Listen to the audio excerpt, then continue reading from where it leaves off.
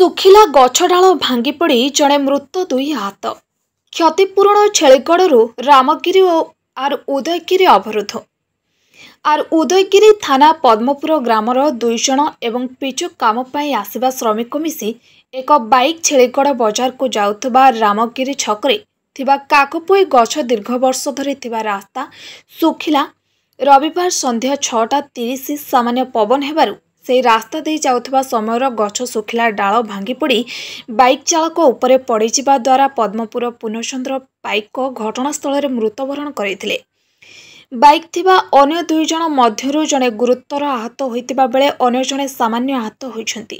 ଏହାକୁ ପାଖ ଲୋକ ଦେଖି ଚନ୍ଦ୍ରଗିରି ସ୍ୱାସ୍ଥ୍ୟକେନ୍ଦ୍ରକୁ ଚିକିତ୍ସା ପାଇଁ ଆମ୍ବୁଲାନ୍ସରେ ପଠାଇଥିଲେ। ସେଠାରେ ଡାକ୍ତର ଗୁରୁତର ଆହତଙ୍କୁ ବ୍ରହ୍ମପୁର ବଡ଼ ମେଡିକାଲ ପଠାଯାଇଛି। ମୃତ ପରିବାର ଓ ଗ୍ରାମବାସୀ ରାସ୍ତା ଉପରେ ଶବ ରଖି କ୍ଷତିପୂରଣ ଦେବି ନାହିଁ ଛେଳିଗଡ଼ ରାମଗିରି ଓ ଛେଳିଗଡ଼ ଉଦୟଗିରି ରାସ୍ତା ଅବରୋଧ କରିଛନ୍ତି।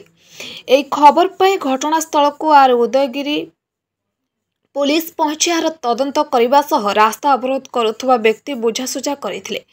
ଖବର ପଠାଇ ପର୍ଯ୍ୟନ୍ତ ରାସ୍ତା ହଟିନଥିଲା। ପରିବାର ଅଭିଯୁକ୍ତ କରିଛନ୍ତି ଯେ ପୂର୍ତ୍ତ ବିଭାଗ ଖାମଖିଆଲି ନୀତି ଯୋଗୁଁ ଜଣେ ମୃତ୍ୟୁବରଣ କରିଛି। ଯଦି ଶୁଖିଲା ଗଛକୁ ପୂର୍ତ୍ତ ଦ୍ୱାରା କଟାଯାଇଥାନ୍ତା ତାହେଲେ ଆଜି ପୂର୍ଣ୍ଣଚନ୍ଦ୍ରଙ୍କ ମୃତ୍ୟୁ ହୋଇନଥାନ୍ତା। ଗଜପତି ଜିଲ୍ଲା ଉଦୟଗିରିରୁ ମନୋଜ କୁମାର ପାଢ଼ୀଙ୍କ ରିପୋର୍ଟ, ନ୍ୟୁଜ୍ ଟୁଡେ ଓଡ଼ିଆ।